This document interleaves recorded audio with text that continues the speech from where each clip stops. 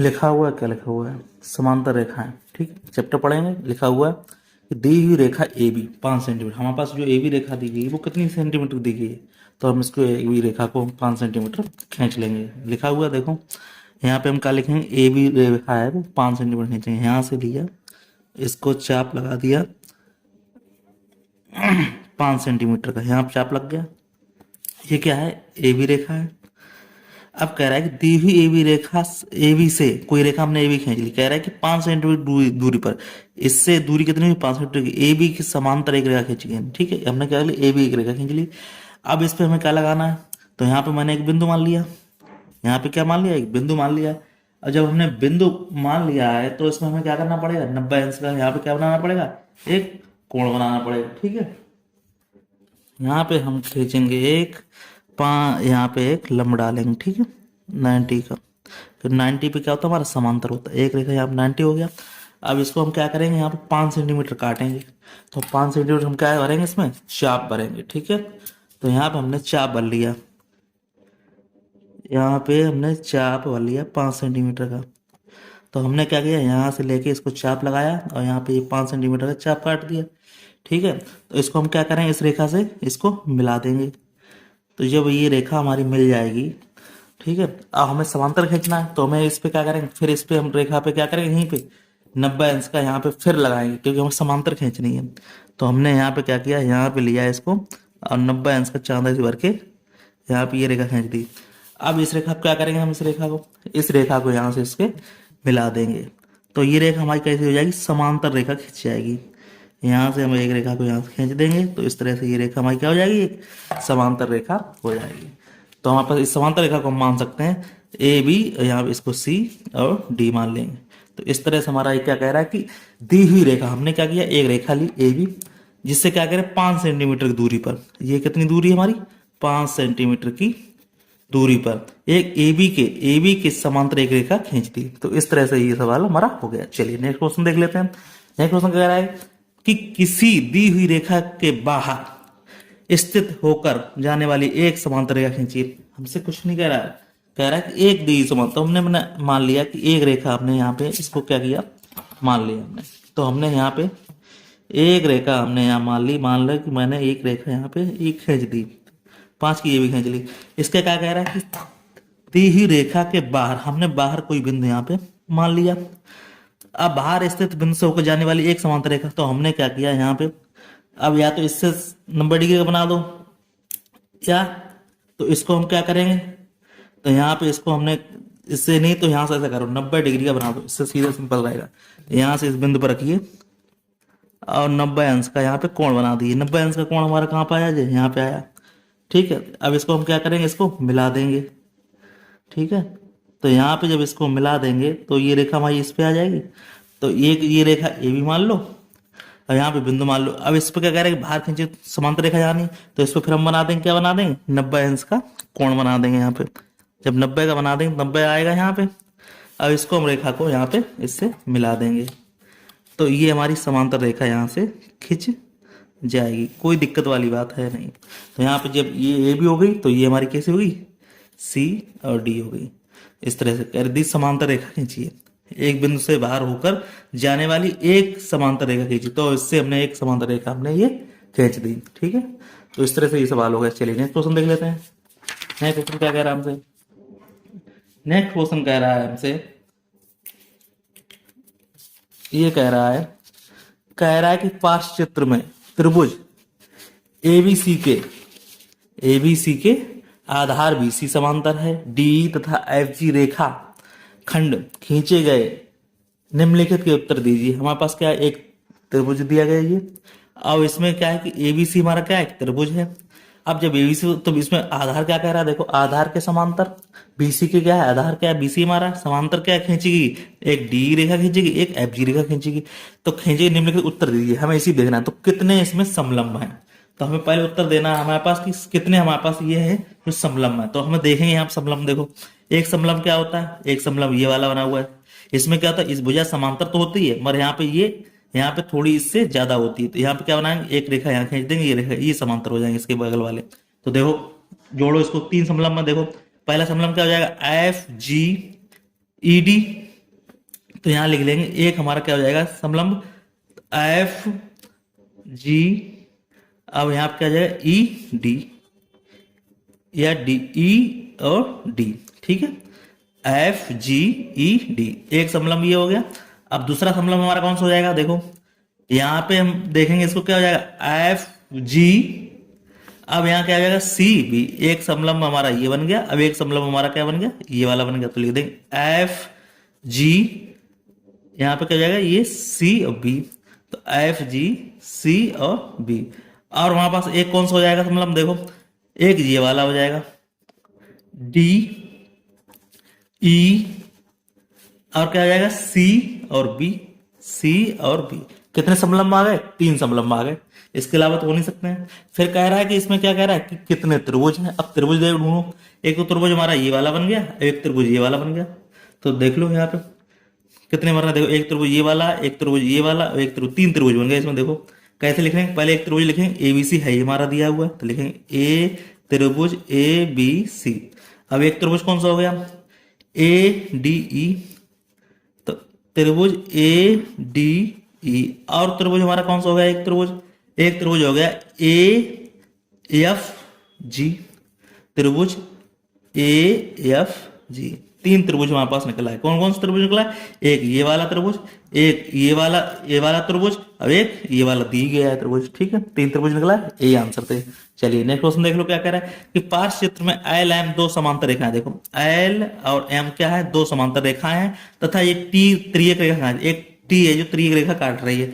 यदि ये अगर वन बराबर 30 हो, अगर ये वाला कोण हो वो हमारा कितना हो 30 का हो, तो शेष कोणों, शेष क्या करे कोणों, जैसे 2 है 3 है 4 5 6 7 8 के मान हमें ज्ञात करने। बहुत ही सिंपल क्वेश्चन है।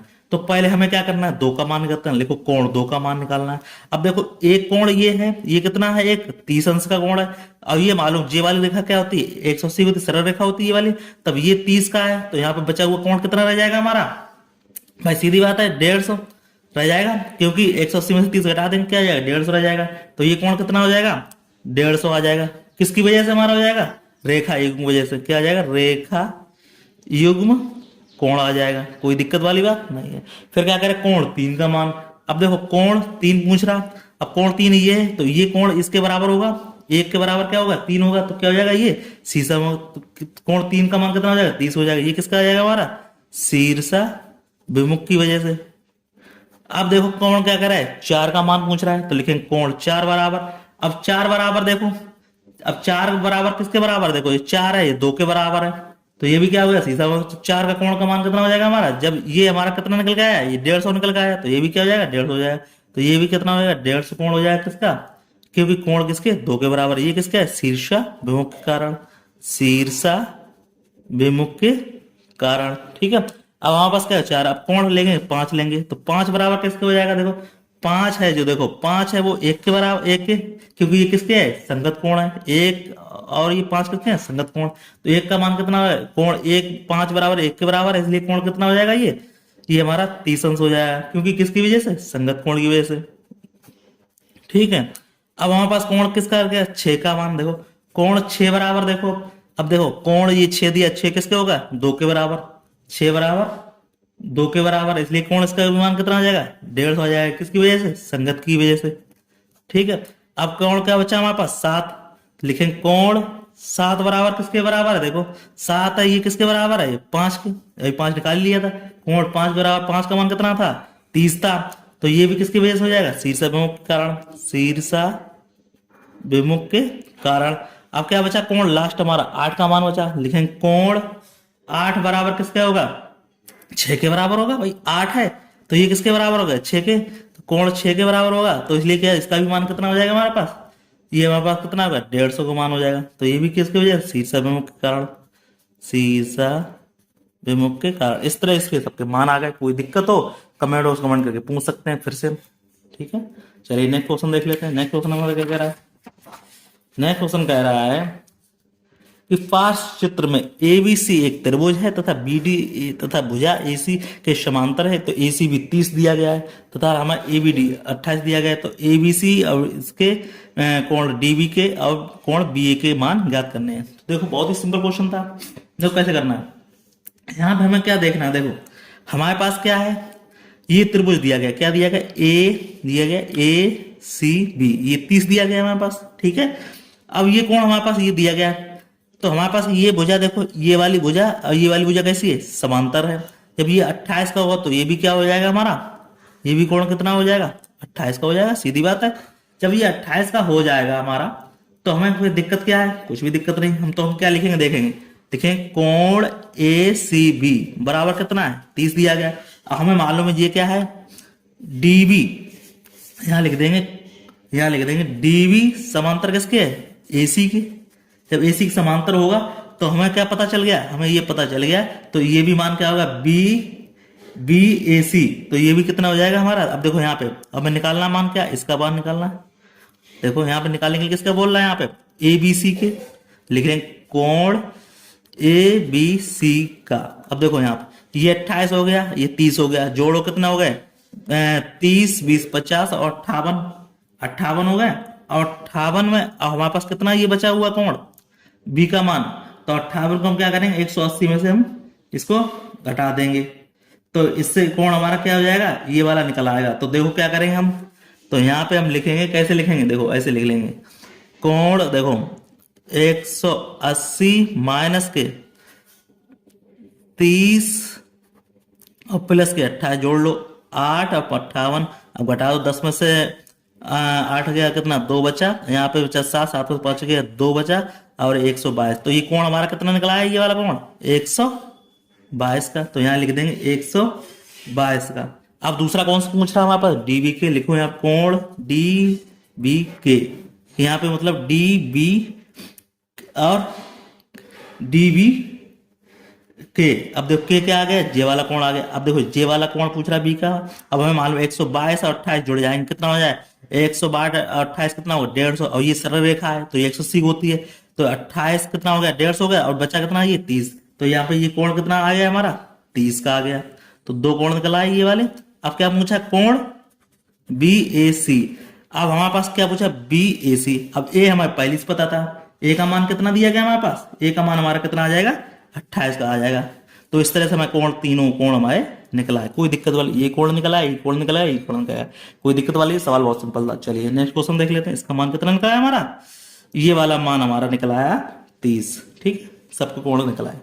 चलिए नेक्स्ट क्वेश्चन देख लेते हैं। नेक्स्ट क्वेश्चन क्या कह रहा है कि पास चित्र में आर लंबा है, देखो आर हमारा क्या है, लंब है, किस पे, पी पे, ये पी वाली बजाय लंबा है, सीधी बात है, क्योंकि 90-90 बना हुआ है, लंब पड़ा हुआ है, तो आर लंब है क्यू के। अब आर ही लंब हमारा क्या है, ये क्यू के पड़ा हुआ है, क्यू पड़ा हुआ है, देखो पी भी लंबा है, और यहाँ 90 बना हुआ है, यहाँ पे क्यू भी लंबा है, तो क्या पी समांतर क्यू है, तो लिखेंगे हाँ, इसका आंसर क्या हो जाएगा, हाँ, ये हमारे कैसे है, समांतर है। तो क्यों समांतर है, देखो तो यह लिखेंगे P, Q परस्पर क्या है, परस्पर रेखा R पर, रेखा R पर लंब होने के कारण, लंब होने के कारण क्या है हमारे, समांतर हैं, समांतर हैं।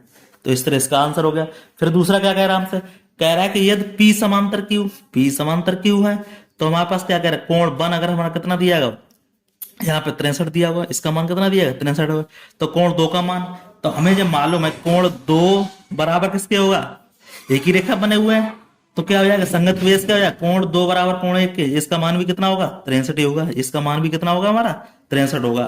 तो ये किसकी वजह से, संगत की वजह से। तो इस तरह से हमारे क्वेश्चन दोनों हो गए, दोनों का मान पता चल गया, 1 और 2 का, तो इस तरह से इसका अनहीप होगा। तो इस तरह से चैप्टर क्या होगा, ये दी एंड होगा। फिर मिलते हैं नेक्स्ट वीडियो, तब तक धन्यवाद। आपको वीडियो अच्छा लगा वीडियो को लाइक शेयर जरूर करें।